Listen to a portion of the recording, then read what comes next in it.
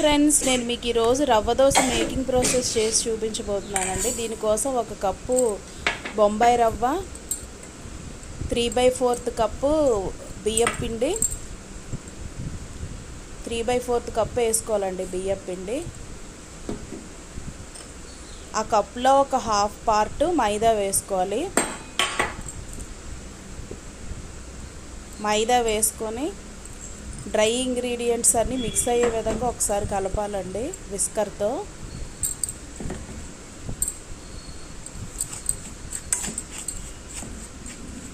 Salt కూడా add చేయాలండి ఇందులో.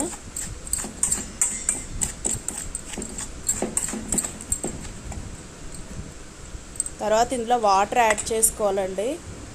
దీంతో ఆనియన్, మిర్చి, ఇంకా జీలకర్ర కూడా వేసుకోవాలండి.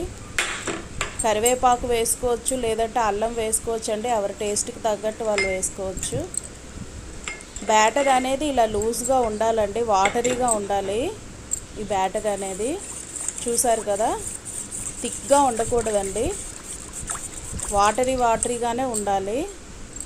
ఇది కాసేపు ఒక half an hour or 1 hour పక్కన పెట్టేయాలండి దీన్ని మిక్స్ చేసిన తర్వాత.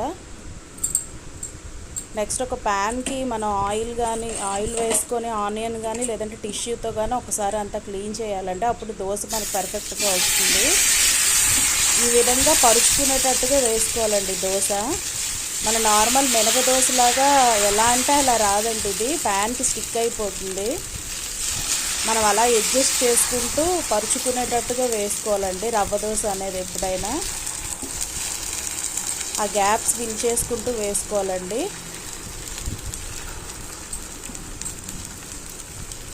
దోశ వేసేటప్పుడు హై ఫ్లేమ్ ఉండాలండి. అది వేసేంత వరకు బాగా హీట్ మీద ఉండాలి పెనం అనేది. వేసిన తర్వాత మీడియంకి అడ్జస్ట్ చేసుకోవాలి. మీడియంలోనే రోస్ట్ అవ్వాలండి ఈ దోశ అనేది. కొంచెం ఆయిల్ యాడ్ చేసుకోవాలండి.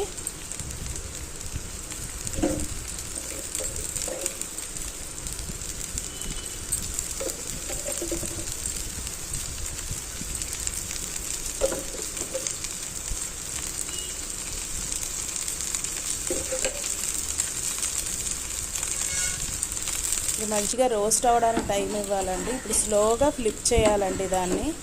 ఏదైనా ఫ్లాట్గా ఉండే లాడీలు తీసుకోవాలండి, అప్పుడే మనం ఫ్లిప్ చేసేది కరెక్ట్గా వస్తుంది, లేదంటే విరిగిపోతుంది దోశ.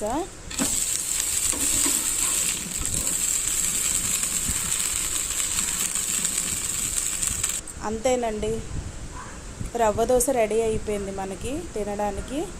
నేనైతే ఆవకాయతో పెట్టుకున్నానండి. మీకు కావాలంటే కొబ్బరి చట్నీ, టొమాటో చట్నీ, ఏ చట్నీతో అయినా సర్వ్ చేసుకోవచ్చండి.